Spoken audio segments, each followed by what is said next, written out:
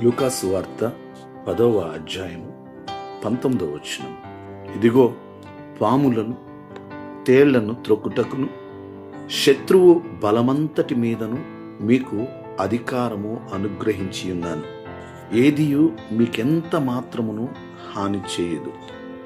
ప్రియులరా, దేవుని వాగ్దాన వాక్యము. ప్రభు తాను ఏర్పరచుకున్న శిష్యులను చూచి వారితో ఈ మాట చెప్పి ఉన్నాడు. ఇది ఒక వాగ్దాన పూర్వకమైనది. క్రీస్తు యొక్క అధికారము వారికి అనుగ్రహించబడింది. ఈ రోజున ప్రభు కృప చేత, ఆయన రక్తంలో కడగబడి, ఆయన చేత పిలువబడిన మనము ఆయన శిష్యులముగా ఆయనను వెంబడిస్తూ, ఆయనను పూజిస్తూ, ఆయనను ఆరాధిస్తూ ఉంటే ఈ వాగ్దానము మనకు కూడా వర్తిస్తుంది. ఈ అధికారము మనము కూడా కలిగి ఉండగలం. శత్రువు బలమంతటి మీద ఆయన మనకి అధికారం అనుగ్రహించి ఉన్నాడు. విశ్వాసముతో ఆ అధికారమును మనము ఉపయోగించవలసిన వారమై ఉన్నాం. ప్రార్థన.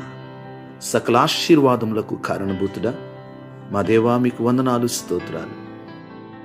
శిష్యులను మీరు పిలిచి వారికి ఇచ్చిన అధికారాన్ని, వాగ్దానాన్ని ప్రభు మేము జ్ఞాపకం చేసుకుంటున్నాం.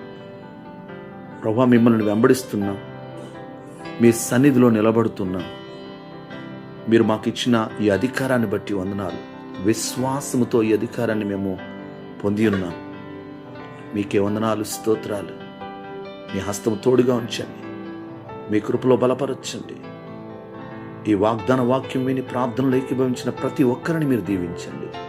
ఈ దినమంతా మీ సన్నిధి తోడుగా ఉంచండి. మీరే మహిమ పొందండి. యేసయ్య నామములో ప్రార్థిస్తున్నాం తండ్రి, ఆమేన్.